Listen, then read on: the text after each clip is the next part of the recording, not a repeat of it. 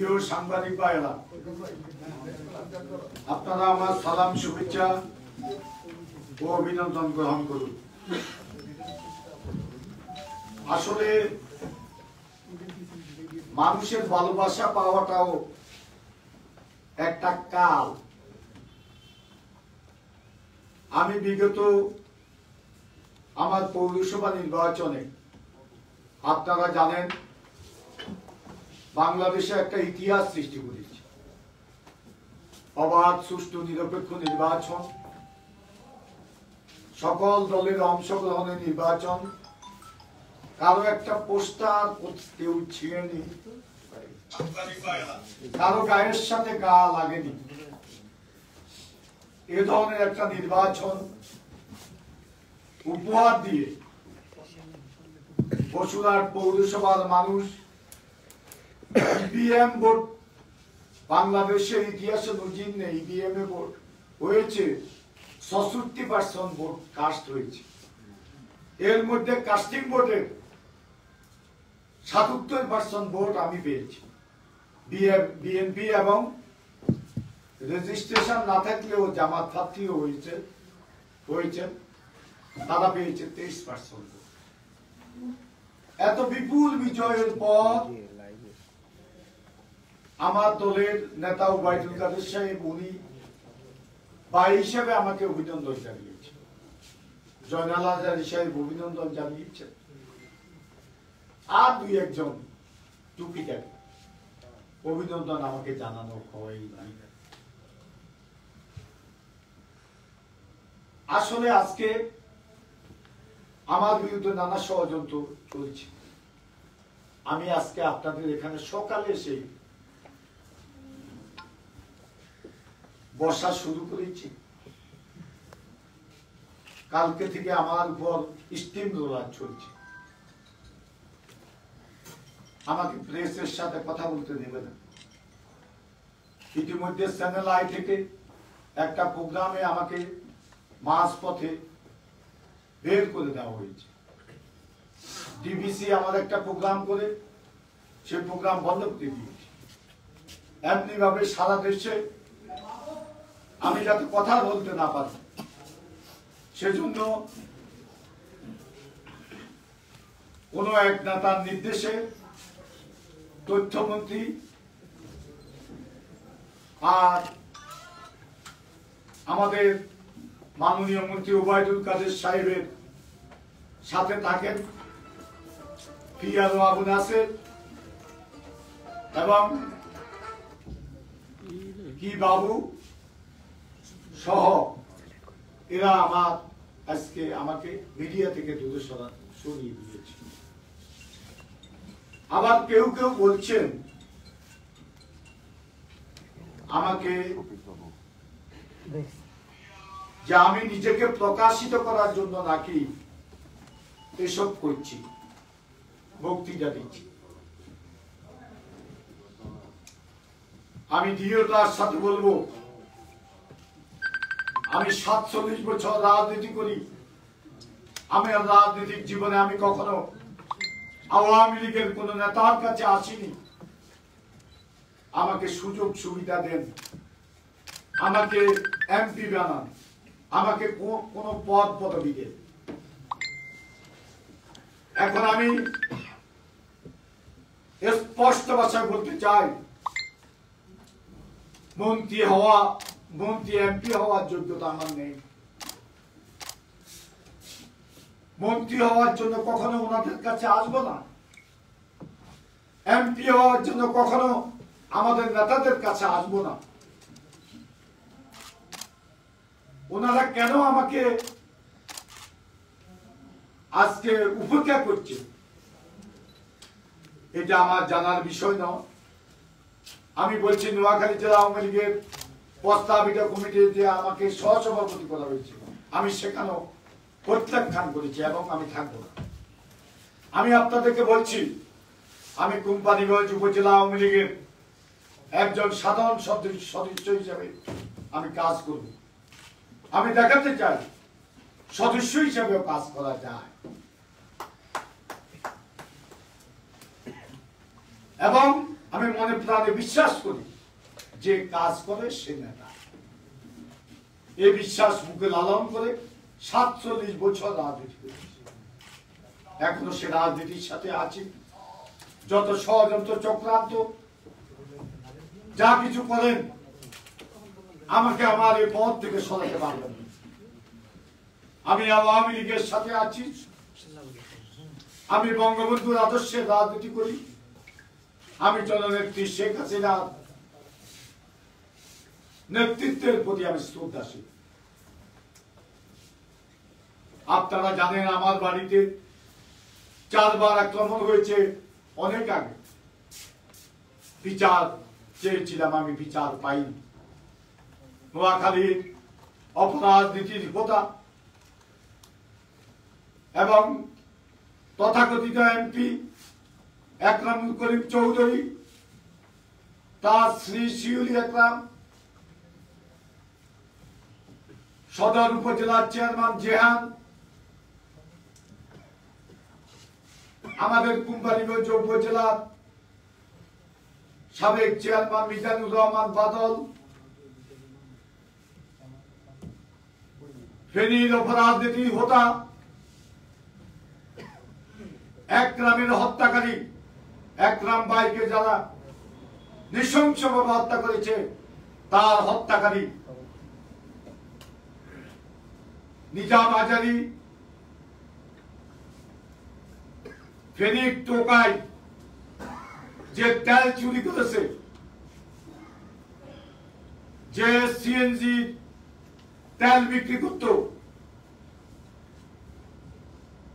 ফেনী বাস টার্মিনালে শেষরাগিরি করত,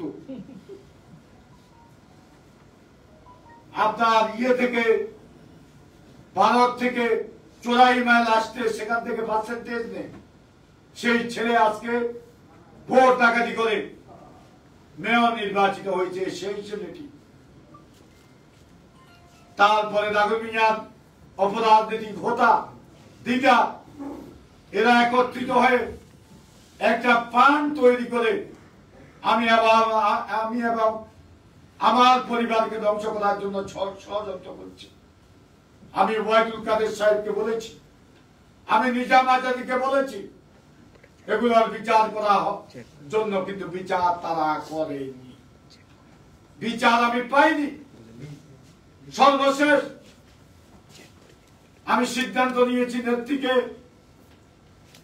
আমি একটা দরখাস্ত দিয়েছি, এই ব্যক্তি আমাকে হত্যার ষড়যন্ত্র করতেছে। স্বরাষ্ট্রমন্ত্রী মহোদয় আমাকে বলেছেন আমি পুলিশকে দিচ্ছি, তোমার এ ব্যাপারে ব্যবস্থা নেবেন। মাননীয় সভার স্বরাষ্ট্রমন্ত্রী আজকে পর্যন্ত আমার সাথে কি কেউ দেখা করেছে? আমার সেই দরখাস্তটা কি সমাধান, যে বিচার আপনারা করেছেন? আজকে আপনার কাছে প্রশ্ন রাখতে চাই। ঢাকাতে একসময় রাজনীতি করত মোহাম্মদ হানিফ সাহেব, মায়াবাই, তাদের পিছনে আমরা স্লোগান দিয়েছি। তারপরে মিরপুরে ছিল কামাল ভাই, তাদের পিছনে স্লোগান দিয়েছি। মোস্তফা জালাল মহিউদ্দিন সাহেবেরা ছিল। আজকে কত নেতার আবির্ভাব করছে। এই কামাল সাহেবেরা তাদের একজন। দুঃখ লাগে, কষ্ট লাগে, বিচার তো আপনারা করলেন না, করবেন না আমি জানি। অনেক বাইরের বুক নোয়াখালীতে, ফেনীতে খালি হয়েছে, বিচার পায়নি ওই এলাকার মানুষ। আজকে বলা যাবে না সে এলাকার নেতৃত্বে ওবায়দুল কাদের সাহেবেরা আছে, আজকে জাতীয় নেতৃত্বে আছেন, উনার এলাকায় আজকে এটা চলছে। তাহলে আপনাদের বিবেকের কাছে প্রশ্ন রাখতে চাই, উনি কি অপরাধ নীতি হোতাদের আজকে কি আশ্রয় দিচ্ছে না? না হলে কেন উনাকে বলেছে রাজাকার পরিবারের সদস্য, আমাকে বলেছে রাজাকার পরিবারের সদস্য? একটা কেন্দ্রীয় নেতা প্রতিবাদ করে না। আমার এলাকা ছাড়া কোথায় প্রতিবাদ হয়নি। নোয়াখালীতে মিছিলের ব্যবস্থা করেছে 146 ধারা জারি করে ডিসিএসপি, তথাকথিত ডিসিএসপি। এরা একজন ডিসি বিএনপি করে, নানা অপকর্মের হোতা এসপি জামা, নানা অপকর্মের হোতা, এরা মাসোয়ারা খায় একরামুল করিম চৌধুরীর থেকে। তারা এই প্রোগ্রাম বন্ধ করে দিয়েছে 146 ধারা।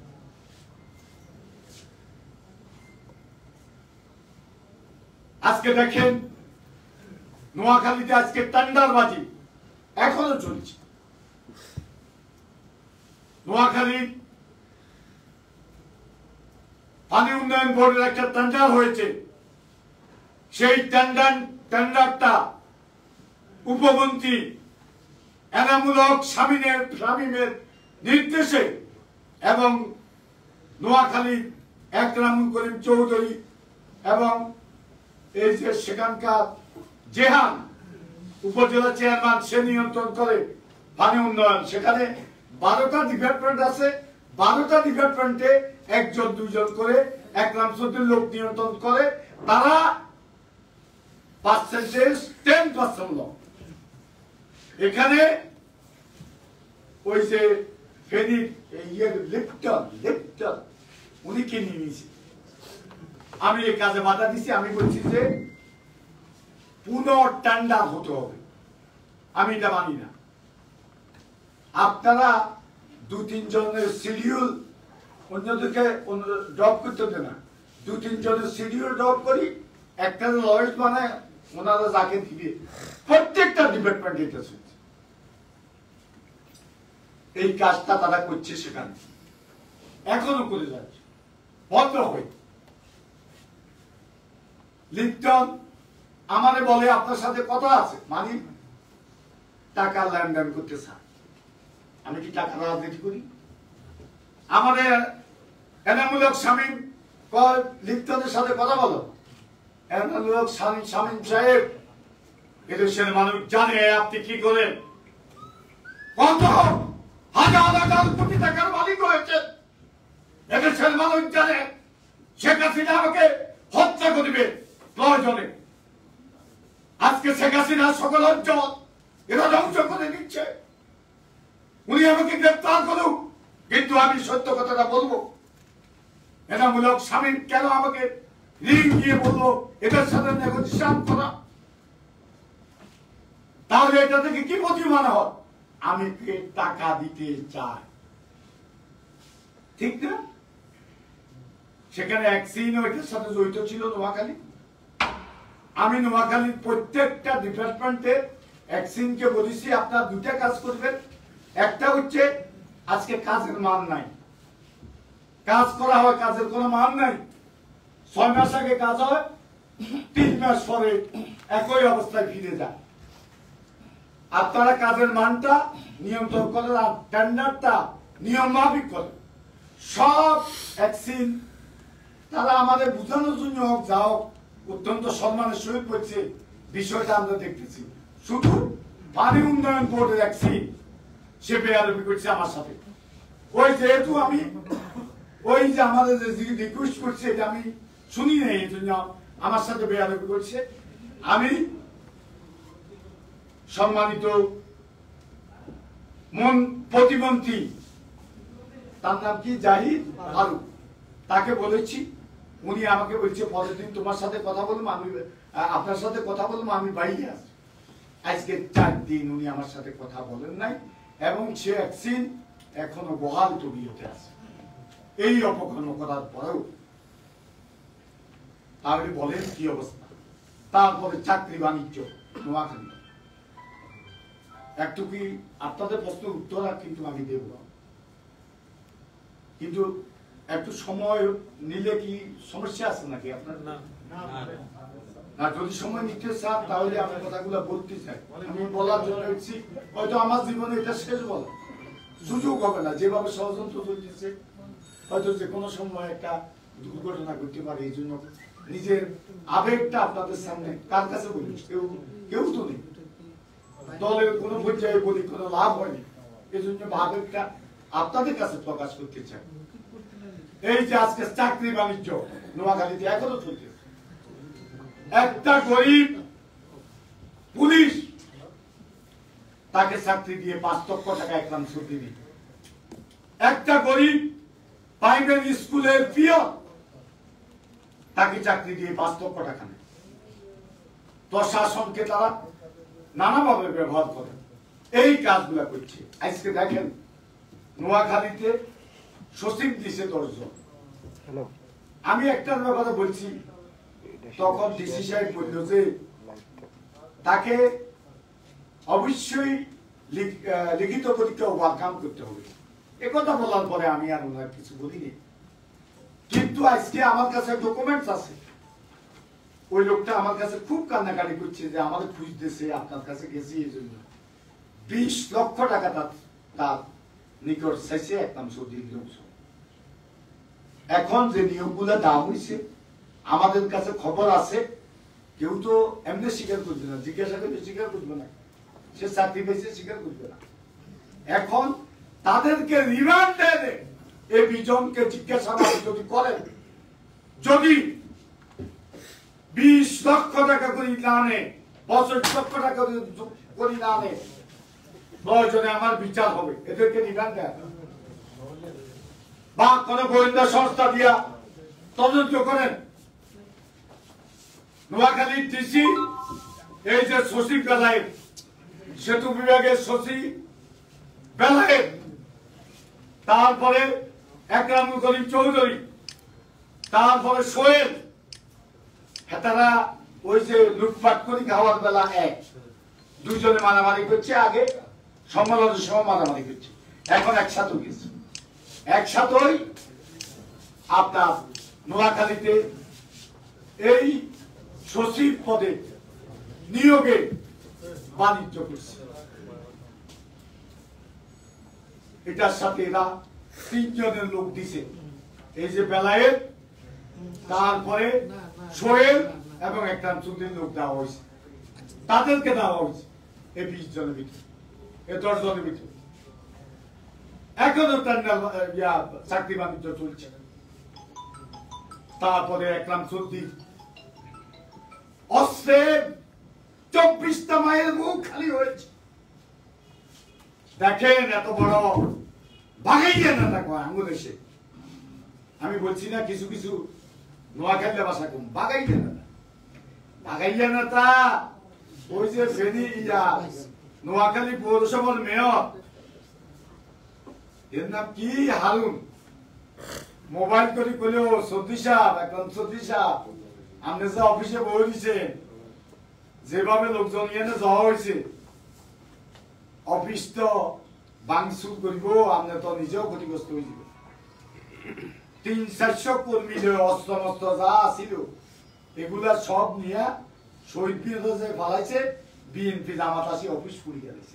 এত বাগাই গেল নোয়াখালী উনি নিয়ন্ত্রণ করে। সমনির ভোটে কে জিতছে? ফেয়ার ভোটে, ফেয়ার ভোট আমি করেছি, আমি করেছি। এসপিরে করছি, পার পাইবার সুযোগ পাইবে না। ডিসিরে করছি, অনিয়ম করলে পার পাইবার সুযোগ পাইবে না। আজকেও বলছি, দেখি কি করে। আমি শাহাদাত সাহেবকে বলছি, নির্বাচন কমিশনার, যে আপনারা ফেয়ার ইলেকশন আমার নোয়াখালীতে করেন। কোথায় কি হচ্ছে আমার জানা বিষয়, ফেয়ার ইলেকশন এখানে করতে হবে। আমি চট্টগ্রামের নির্বাচনের কথা বলেছি, এখন আমার হাইকমান্ড থেকে আরম্ভ করি সবাই আমাদের উপর ক্ষুব্ধ। ক্ষুব্ধ হলে কি হল? চট্টগ্রামের বিষয় আমি আর বলতে চাই না, সারা দেশের বিষয় আপনারা ভালোভাবে জানেন। আজকে নোয়াখালী ফেনীর অপরাজনীতি দেখেন, আজকে ফেনীতে একরাম ভাইকে হত্যা করেছে প্রকাশ্য দিবালোক। একটা চেয়ারম্যান ভুল করতে পারে, তার অপরাধ থাকতে এইভাবে তাকে প্রথম গুলি করে হত্যা করে। এরপরে তা আপনার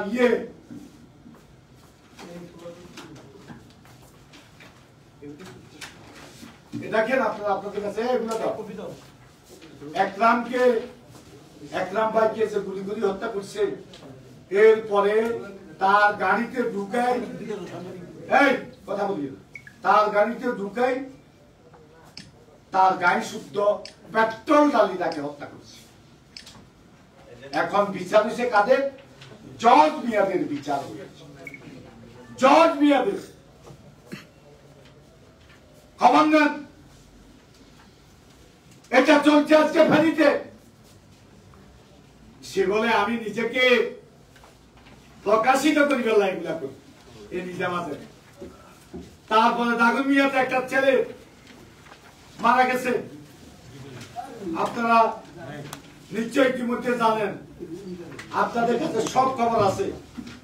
দাগুন মিয়াতে যে ছেলেটা মারা গেছে, এই যে বকরুল, দ্বিতীয় নেতৃত্বে সন্ত্রাসীরা সাইফুল্লাহ সহ তারা হত্যা করছে।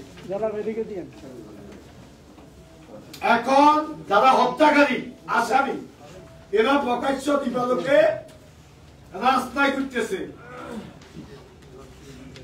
যে ছেলে মারা গেছে তার পরিবারকে আজকে নানাভাবে নাজেহাল করার তারা ষড়যন্ত্র করতেছে।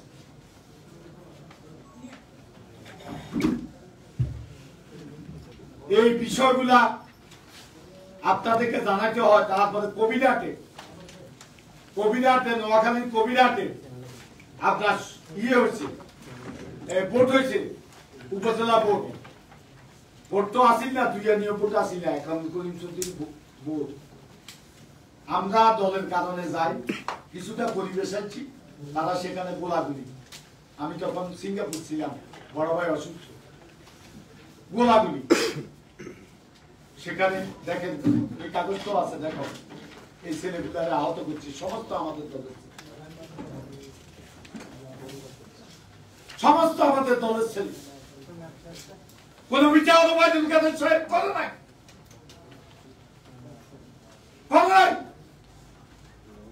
একটা লম্পট চা দোকানের হোটেলের বর তারে এক গ্রামে ইউনিয়নের চেয়ারম্যান বানাইছে। গত কয়েকদিন আগে আমি একটা বাড়িতে দাওয়াত খাওয়ার জন্য গেছি, সেখানে 20-25টা গুন্ডা লই যাই আমার উপর আক্রমণ করার পরিকল্পনা করছে। সেখানে আমি প্রতিবাদ করার পর কয় ওবায়দুল কাদের গুন্ডা বলে। আমি বললাম যে তুই গুন্ডা, তোর লগে যেগুলো আছে গুন্ডা, এইটা বলে আমি চলে গেছি। ওবায়দুল কাদের নাকি গুন্ডা বলে। আরেকটা যেটা বলতে চাইছি, আমরা রাজাকার পরিবারের সন্তান। 1971 সালে মুক্তিযুদ্ধ ওবায়দুল কাদের সাহেব আমাদের এলাকার মুজিব বাহিনী অধিনায়ক ছিল। আমি আব্দুল কাদের মির্জা তখন ছোট ছিলাম, আমি ক্লাস 7-এর ছাত্র। আমি আমার স্কুল থেকে মোহাম্মদ আলী জিন্নার ছবি ফাটিতে বলে দিয়েছে, হেডমাস্টারের রুম থেকে নিয়ে ব্যর্থাঘাত করি স্কুল ছাড়া করেছে আমার। আর আমরা রাজাকারের সন্তান, এত বছর এই দলের পিছনে দেখতে কষ্ট লাগে। আমার পরিবারে কেউ রাজাকার ছিল, আপনার তদন্ত করে দেখে আমাদেরকে রাজাকার পরিবারের সন্তান বলা হোক। ওবায়দুল কাদের তাও বহুত পদবীর জন্য মাথা যত করতে পারে আব্দুল কাদের মির্জা, আমি একদিনের জন্য তাকে ছেড়ে দেব না। তার বিরুদ্ধে কথা বলে না। আমি কি অস্ত্রবাজি করব? আমি অস্ত্রবাজি রাজনীতি করি না। উপরে সাক্ষী আছে, সে তার ছেলেকে হাতে অস্ত্র তুলে দিয়েছে। আমি আমার ছেলের হাতে যেদিন অস্ত্র তুলে দিই সেদিন আমার মৃত্যু সাথে সাথে। আমরা রাজনীতি করি না। আমার গাড়িগুলা দেখেন, যদি কয়েকটা লাঠি হয়তো দেখতে পারে, এর বাইরে যদি কিছু থাকে। আমি এখানে বসাত, আমার লোকজন এখানে বসাত, তদন্ত করি, যদি পা আমার বিচার আপনারা করেন। এরা আজকে অস্ত্র কি করছে? কত মায়ের বুক তারা খালি করছে। আজকে দেখেন আমি শপথ, সরকারি শপথ নেওয়ার জন্য আমি আজকে বসুরহাট থেকে যখন রওনা দিছি, 6টা বাজে রওনা হয়েছি, 6:15 আমাকে দাগুন নিয়ে আক্রমণ করল। আক্রমণ করল কে? নিজামাজানির নির্দেশে, দিদারের তত্ত্বাবধানে সোহেল এবং সাইফুল নামে দুইটা সন্ত্রাসীর নেতৃত্বে আমার গাড়িতে হামলা করছে, প্রতিরোধ করি না আইসে একটা তাক হঠাৎ করে আসে করতে গেলে এটা আল্লাহ আল্লাহ আমি মনে করি যে এটা আল্লাহ আমার জন্য আল্লাহ এসছে তার কাছে সামনে পড়ছে আমাদের গাড়ি ক্রস করে চলে এসেছে পরে গাড়িগুলোতে আক্রমণ করছে মূলত একরামকে যেভাবে হত্যা করছে একরাম ভাইকে সেভাবে আমাকে হত্যা করার পরিকল্পনা এই নিজাম আজারি এবং দিদার তারপর স্বপন মিয়াজি করেছে এটার সাথে একরামুল করিম চৌধুরী সাহেবেরা 50 কোটি টাকা আমার জন্য আমার পরিবারকে হত্যা করার জন্য এবং উচ্ছেদ করার জন্য আজকে প্রাণ তৈরি করছে ওবায়দুল কাদের বিচার পাইনি জননেত্রী শেখ হাসিনা আমার সাথে কথা হয়েছে যে আমাকে আক্রমণ করছে উনি বলছেন যে আমি দেখতেছি কিন্তু আজকে 60 দিন একটা পিঁপড়াও ধরে না সেজন্য আমি এখানে আসতে পারি একটা পিঁপড়ার বিরুদ্ধে ব্যবস্থা দেয় না উনি মোবাইল করে আমাকে শান্ত করলে আমি সব কর্মসূচি আমি হরতালের কর্মসূচি দিচ্ছি লাগাতার আমি সে কর্মসূচি প্রত্যাহার করে নিয়েছি এখন পর্যন্ত একটা পিঁপড়াও ধরে নেই চট্টগ্রামে একরাম চৌধুরীর ছেলে যেখানে আমি হোটেলে খাওয়ার জন্য গেছি সেই হোটেলের পিছনে একরাম চৌধুরীর বাসা তার ছেলে এই নেতৃত্ব দিয়া আমার গাড়িতে সেখানে হামলা করছে জনতা যদি প্রতিরোধ না করত হোটেলের কর্মকর্তা কর্মচারী এবং আমার সাথে যারা আছে তারা প্রতিরোধ না করলে সেখানে হয়তো আমাকে জীবন দিত আমি কি বলতে পারবো না আজকে আমার মুখ বন্ধ করার জন্য ওবায়দুল কাদের সাহেব ষড়যন্ত্র করছে চক্রান্ত করছে আজকে দেখেন আজকে করোনার কারণে আমার এলাকার কোন মানুষ আমরা তো অনেক আগে এলাকা থেকে আমাদেরকে এই বাসা থেকে আমাদেরকে অপমান করে বের করে দিয়েছে করোনার কারণে আপনার আমার এলাকার অনেক লোকের কাজকর্মে ওনারা বাসায় যেতে পারে না বলে যে করোনা তাহলে করোনা হইলে এই নিজাম আজারি আর স্বপন মিয়াজির করোনা নাই দেখেন এই এটা তো করোনা নাই তারা কিভাবে বাসার পুলিশ গেল ভোট ডাকাতি করে গেল হ্যাঁ এখন আমি শুনতেছি আওয়ামী লীগের একটা মিটিং হবে সেদিন আমি দেখব আমার ভাই কি ওবায়দুল কাদের না ওবায়দুল কাদেরের ভাই একরামুল করিম চৌধুরী আর নিজাম আজারি এটা সেদিন আপনারা দেখবেন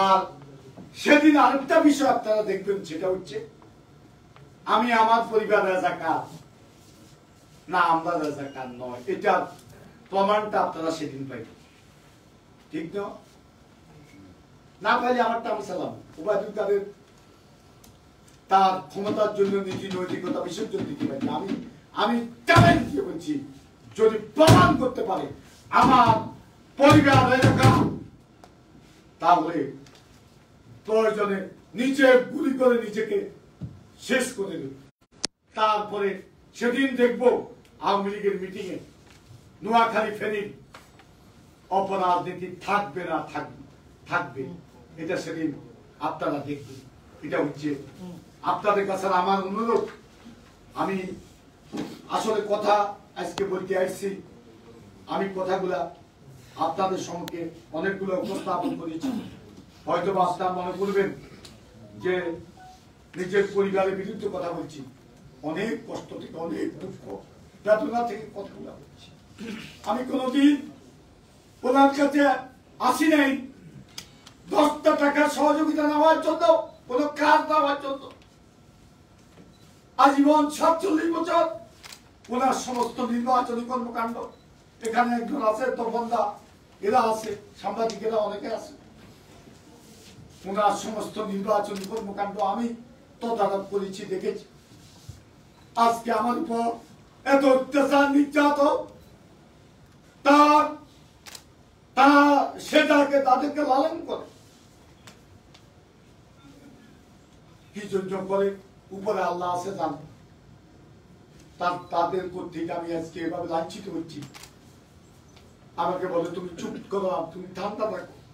আমি ঠান্ডা থাকি, ঠান্ডা দেখতে দেখতে বারবার এটা হচ্ছে।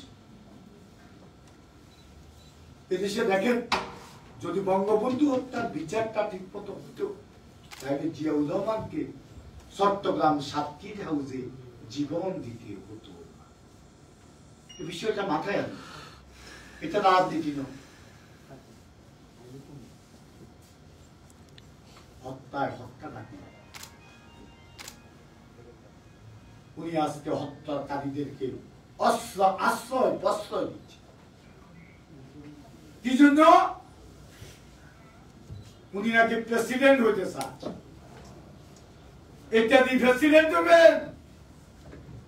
প্রেসিডেন্ট হনকে মহামান্য প্রেসিডেন্ট আব্দুল হামিদ সাহেব সকল দলের অধীনে নির্বাচনে যিনি এমপি হয়েছে, হ্যাঁ, অনর এরকম জনপ্রতিনিধি এখন দরকার না। শেখ হাসিনা আজকে যে উন্নয়ন সারা দেশে করছে,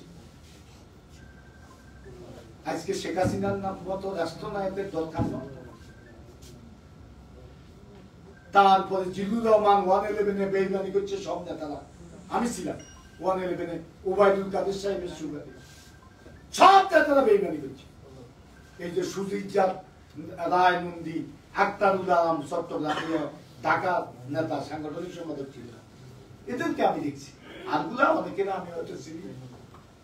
একদিন দেখছি দীপুমণিরে আমাদের নেতা ইয়েতে আসছে, এই ওনাদের শাড়ি দিব সিদ্ধান্ত হয়েছে, তখন দাঁড়ায় দিছে সেখানে, এতটুকু দেখছি।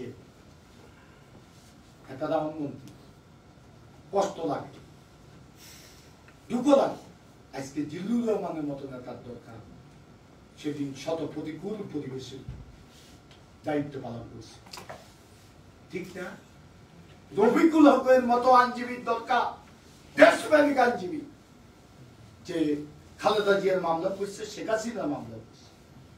এবং যেদিন খালেদা জিয়ার পুত্র আরাফাত মারা গেছে, সেদিন শেখ হাসিনা যে ইয়ে থেকে ফিরে এসছে, এই যে বাসার সামনে থেকে,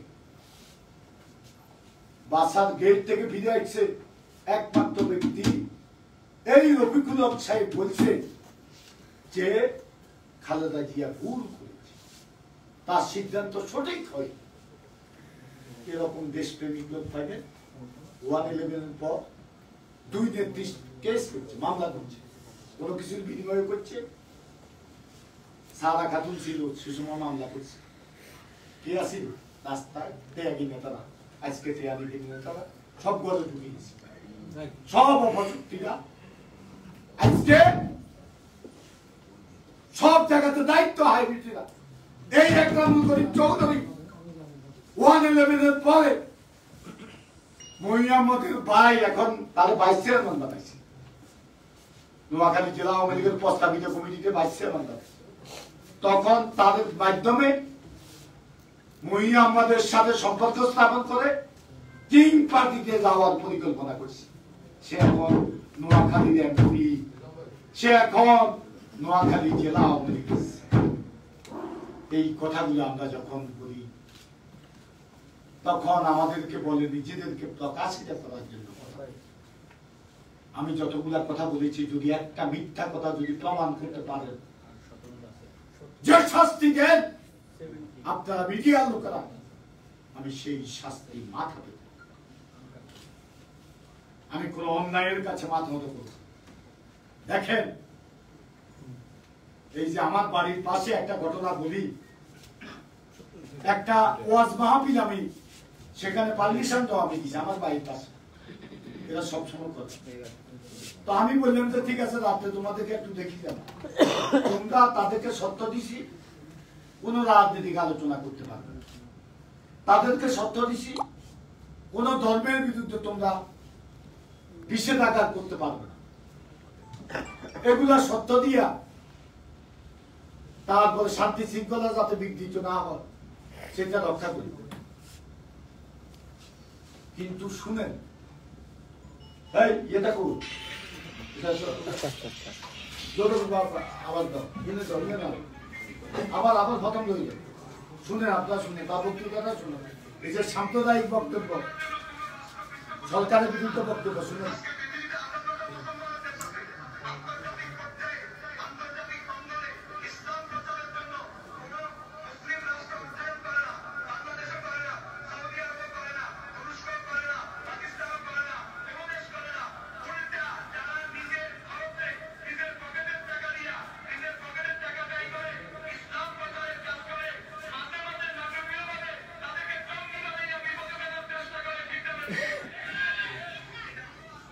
আরো আছে তো, তুমি আশঙ্কা তো দাও, কোথায় আছে? তোমরা তো এগুলো ফালো না, ফালো হয়েছে ইটার নাম কি চ্যানেল দালালি করতে, অন্য সম্পর্ক আছে করো। শুনেন, একটু তো শুনে যান। হিন্দু ধর্মের কোন হুজুর নাই, বৌদ্ধ ধর্মের কোন হুজুর নাই, এরা এদের কোন ধর্মকর্ম নেই, এগুলো এক শয়তানি। তারপরে খ্রিস্টান ধর্মের কোন হুজুর নেই। আর বলছে যে সারা বিশ্বে শুধু মুসলমানের উপর অত্যাচার হতেছে, বাংলাদেশে সহ সারা বিশ্বে হিন্দু বৌদ্ধ খ্রিস্টান এদের উপর কোন অত্যাচার হয় না। এটা সাম্প্রদায়িক বক্তব্য, দেশের বিরুদ্ধে বক্তব্য না। হ্যাঁ, হয়নি। হ্যাঁ, তার বিরুদ্ধে এই যে এই অভিযোগটা করছে, সে ধর্মীয় উস্কানিটা দিছে, আমি দুইজনকে ধরি প্রশাসনের কাছে দিছি। তারা পরের দিন কখনো বলে মন্ত্রী নির্দেশ দিছে, কখনো বলে কেউ নির্দেশ দিছে, 54 সালাম দিয়েছে, সালাম দিয়ে জামিনে মুক্ত করে দিয়েছে। ডিসি জামাত করে আর ওসি 1 নাম্বার দালা, এই দুটো একত্র এই কাজটা করছে। আমি পুরা ইয়েটা রেকর্ডটা আমার ইয়েতে আছে, আমি তাদেরকে সব দিয়া মূলত এই কাজটা করছি। দেখেন আজকে ইসলামের নামে তারা কি করতেছে, আজকে সাম্প্রদায়িক দাঙ্গা লাগাতেছে। এই যে ফ্রান্সের ঘটনা, সেখানে একটা এই যে ম্যাগাজিনে আমাদের মহানবী হযরত সাল্লাল্লাহু আলাইহি ওয়াসাল্লামকে ব্যঙ্গ করছে। আমরা এদের প্রতিবাদ করি, আমি একজন মুসলমান হিসেবে শুধু প্রতিবাদ নয়, যারা এই ঘটনার সাথে জড়িত তাদেরকে ফাঁসি দেওয়া হোক। কিন্তু এই প্রতিবাদের নামে আজকে বাংলাদেশে মানুষ হত্যা করা, এই প্রতিবাদের নামে হিন্দুর বাড়িতে আগুন লাগানো হয়, এই প্রতিবাদের নামে হিন্দুদের বাড়ি করে ভাঙা হয়। এটা কোন ইসলাম? মহানবী হযরত সাল্লাল্লাহু আলাইহি ওয়াসাল্লাম কি বলছে? আরবাদের মধ্যে সকল ধর্মের প্রতি সম আচরণ করা, কি বলে নাই? হ্যাঁ, আমার কোরআনের বাণী লাকুম দীনুকুম ওয়ালিয়া দীন, তোমার ধর্ম তুমি পালন করো, আমার ধর্ম আমি পালন করি। কি এটা না? তাহলে এটা কোন ইসলাম? ইসলামের নামে আজকে এগুলা চলছে, আর তারা এই লোককে ছাড়িয়ে দিচ্ছে। ওবায়দুল কাদের সাহেবের নাম বিক্রি করে ডিসিএসপি সাহেব এগুলা করছে। এটা হচ্ছে আমাদের দেশের চিত্র। যদি তাদের শায়েস্তা করা হতো, বাংলাদেশে এই আকামটা অন্য হুজুররা করার সুযোগ পেত না।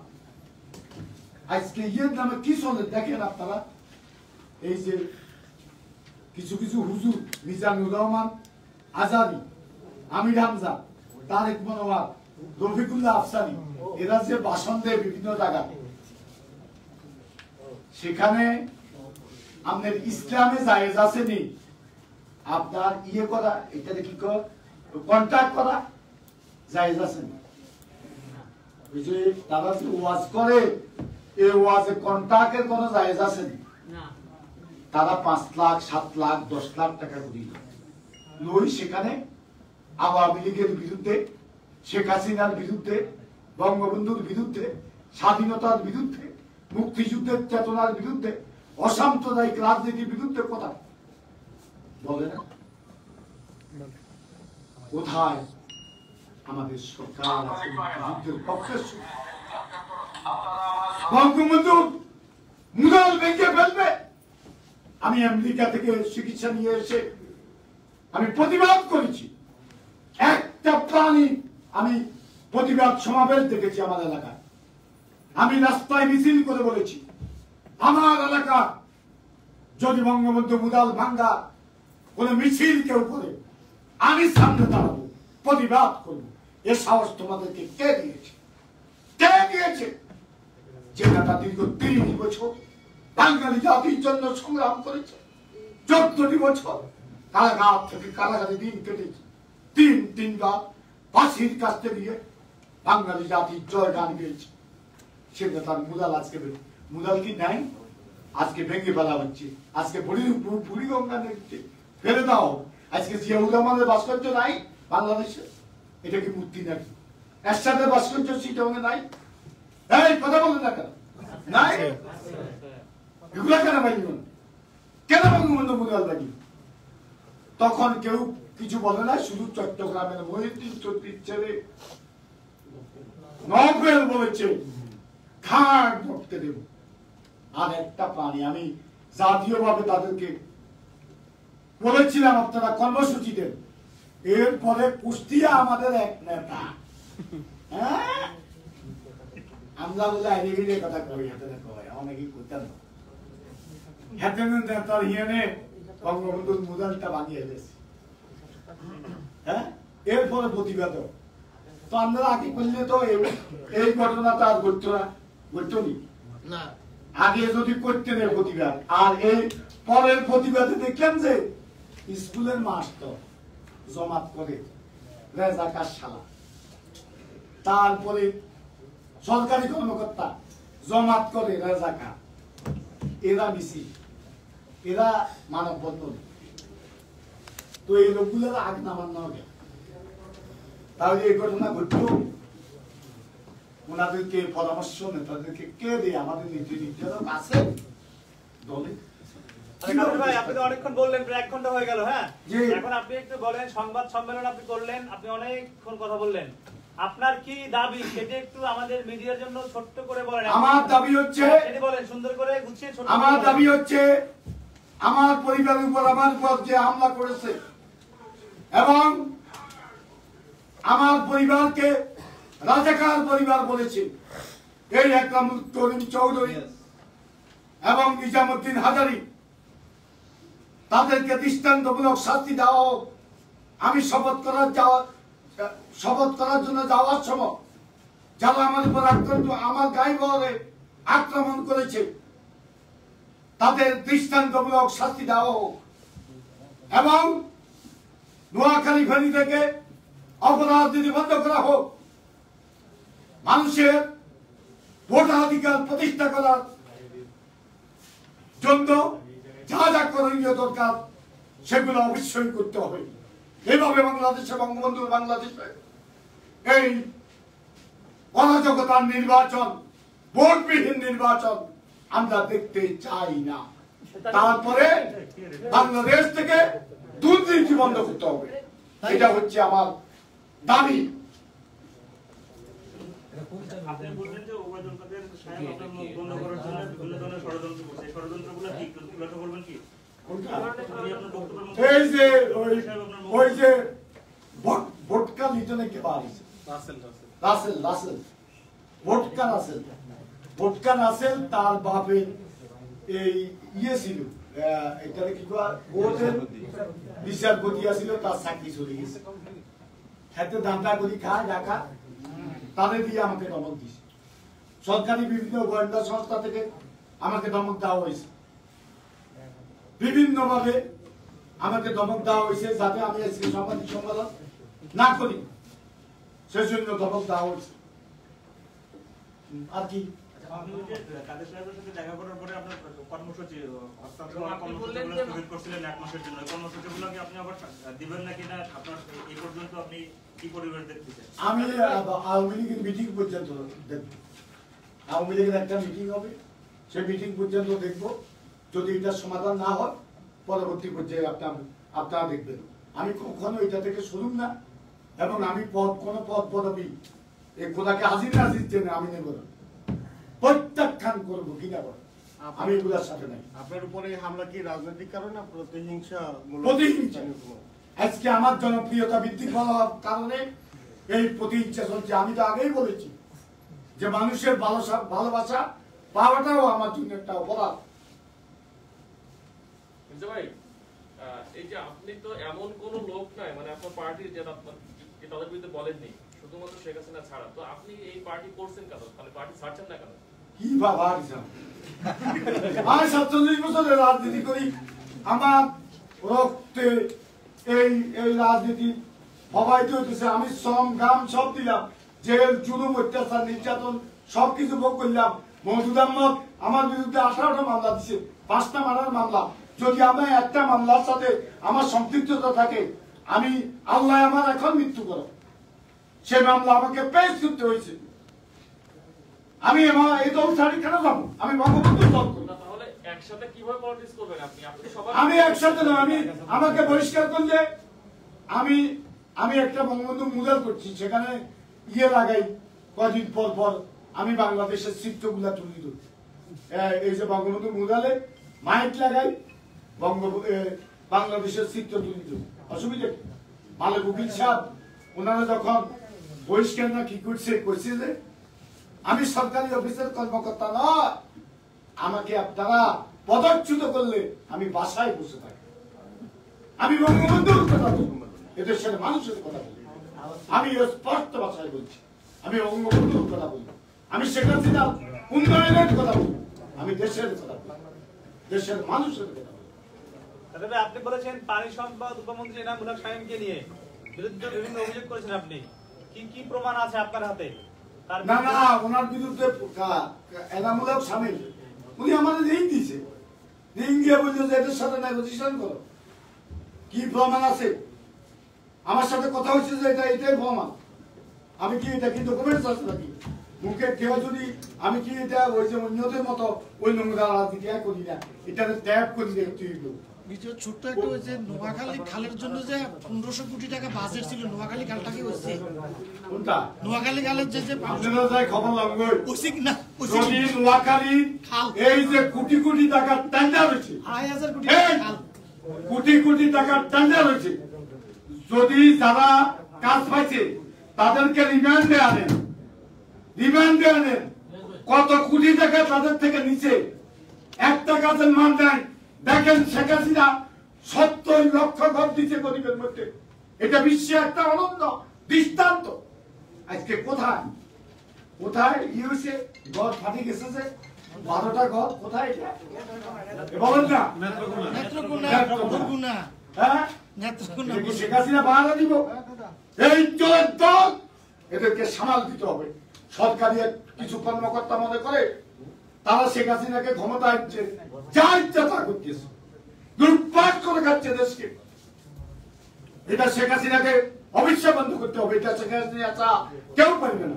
দুর্নীতি শেখ হাসিনাকে বন্ধ করতে হবে। শেখ হাসিনাকে বাংলাদেশে ভোটের রাজনীতিতে একটা স্বস্তি ফিরিয়ে আনতে হবে। এদেশের প্রতিটি মানুষ যাতে ভোট দিতে পারে সেটা প্রশ্ন ছিল। আপনি যে এখন যে সম্মেলনটা করলেন, আপনার বিরুদ্ধে নানা রকম ভাবে ষড়যন্ত্র হচ্ছে, আপনাকে খুন করার মতো বলছেন, আপনার পরিবারের বিরুদ্ধে চেষ্টা চালানো হচ্ছে, তো এই বিষয়টা বাদ দিয়ে আপনি পুরো সামগ্রিক সরকারের বিভিন্ন সেক্টরগুলো নিয়ে আলোচনা করছেন। তো আপনি একটু বলবেন যে আসলে আপনার মূল উদ্দেশ্যটা কি? আসলে আপনি সরকার ব্যাপারে কি আলোচনা করতে সম্মেলন করছেন, না নিজের ব্যাপারে?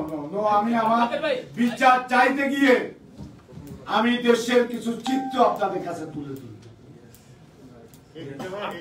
আপনি বলছেন যে আপনার পরিবারের বিরুদ্ধে ষড়যন্ত্র হচ্ছে, এই ষড়যন্ত্রের অংশ হিসেবে কি আপনার বড় ভাই জনাব ওবায়দুল কাদেরও কি ওই ষড়যন্ত্রের মধ্যে, মানে তাকেও কি জড়ানো হচ্ছে ওই ষড়যন্ত্রে? এরে ভাই, আপনি যাই খবর নেন, কথা বলেন কেন? আপনি ফেস করেন কেন?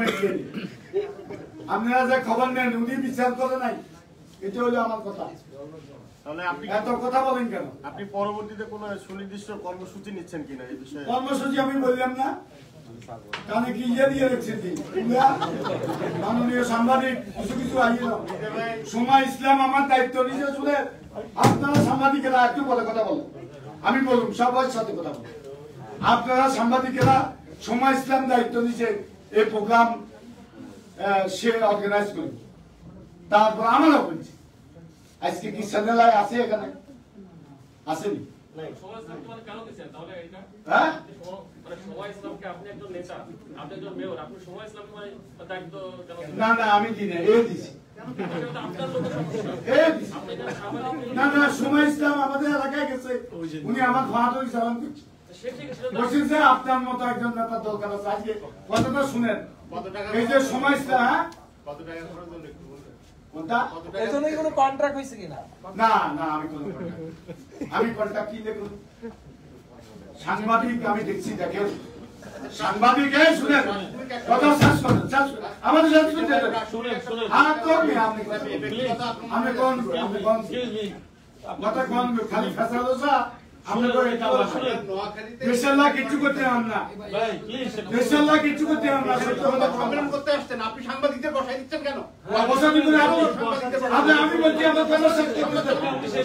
আপনি আমার কথা শেষ করতে দেন। আমাদের প্রশ্ন শুনবেন, শেষ করে উত্তর দেবেন। আচ্ছা বলেন, আপনি বলেন কি বলছেন? নোয়াখালী ঠিক আছে ঠিক আছে ঠিক আছে ঠিক আছে হ্যাঁ ঠিক আছে বলেন, আপনি বলেন। নোয়াখালীতে ইন্টারনাল পলিটিক্স আছে। আমি এটিএন বাংলার সিনিয়র রিপোর্টার সৈয়দ রিয়াজ কথা বলছি। জি বলেন। নোয়াখালীতে ইন্টারনাল পলিটিক্স আছে। জি দলের সাধারণ সম্পাদক ওবায়দুল কাদের সাহেব আপনাকে দিয়ে এই কর্মকাণ্ড চালাচ্ছেন কিনা আমি এই প্রশ্নের উত্তরটা জানতে চাই। প্রশ্নই উঠে না। আমি ওবায়দুল কাদের সাহেবের সাথে আমার এই বিষয়ে কোনো কথা হয়নি, এগুলো মিথ্যাচার। ইন্টারনাল কোনো রাজনীতি নোয়াখালীতে নেই, সেখানে সবগুলা অপরাজনীতি হতা। আমি একটা একাংশটির পরিবর্তন করি, আরেকটা একাংশ দিই, সেখানে দায়িত্বে আসুক, এটা আমি চাই না। সেখানে শৈলেরা যারা একাংশটির বিরোধিতা করে এরাও অপরাজনীতি, তারপরে লোক হাতিয়ার মোহাম্মদ আলী এরাও অপরাজনীতির সাথে জড়িত। আমার বক্তব্য হচ্ছে ক্লিন পলিটিক্স যারা করে তাদেরকে দিয়ে কমিটি করা হোক, যারা স্বচ্ছ পলিটিক্স করে। আমি কোন নোংরা রাজনীতির সাথে নাই, আমি কোন কমিটির সাথে নাই। বাজে রাত কি করবেন কম, আমরা তো গরম হয়ে গেছি। আমরা দেখছি যে মানে আপনি যে লেভেলের নেতা কিংবা যেখানকার মেয়র এই লেভেলের কেউ যদি এই রকম কথা বলে সে এতদিন পদে থাকতে পারে না কিংবা থাকা সম্ভব হয় না। আপনি তাহলে ওবায়দুল কাদের নেই বলছেন, তাহলে আপনার জোরটা কোথায়? তাহলে আপনার ওবায়দুল কাদের, আমার জোর হচ্ছে আল্লাহ। আমি আর কারো জোরে জোরে এগুলা করছি না, আমার জোর হচ্ছে আল্লাহ। আমি প্রাণে বিশ্বাস করি আল্লাহ আমাকে সহযোগিতা করছে, এই সত্য কথা। দলের সাধারণ সম্পাদকের কারণেই আপনি এখনো পর্যন্ত টিকে আছেন। প্রশ্নই উঠে না, প্রশ্নই উঠে না।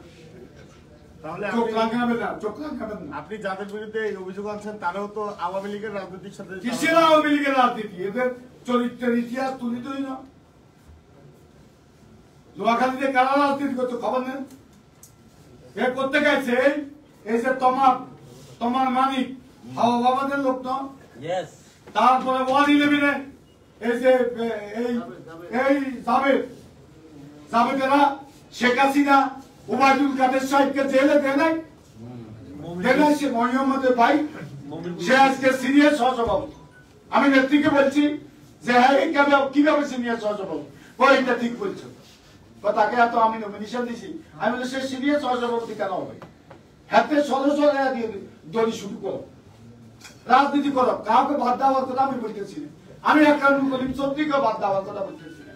তবে সে যেহেতু নেতৃত্বে থাকি, তার নেতৃত্বের যোগ্যতার পরিচয় দিতে পারে না, সেহেতু সে এই শুনেন বাজার হাতে সরসরে দড়ি করো। ইয়া কিছু বুঝছেন নি?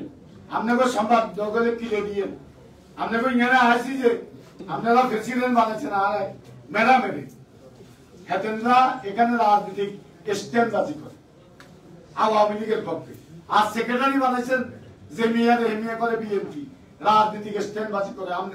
আপনারা এখানে বলেন রাজনীতি স্ট্যান্ডবাজি, মিথ্যা কথা যদি বলি জিভটা কাটি দিয়ে আজকে সাংবাদিকেরা সময় ইসলামের মতো মহিলা আমার সাথে প্রতিশ্রুতি দিয়া এটা করতে পারে?